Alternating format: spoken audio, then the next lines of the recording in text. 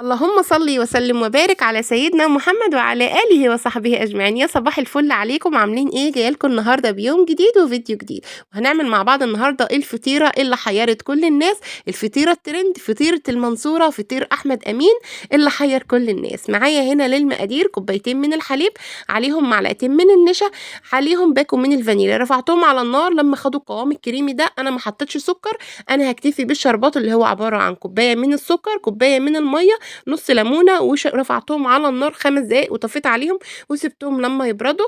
انا هعمل النهارده فطير احمد امين بالجلاش، لفه جلاش معايا. مسكت اول كده ورقتين قطعتهم على 6 قطع.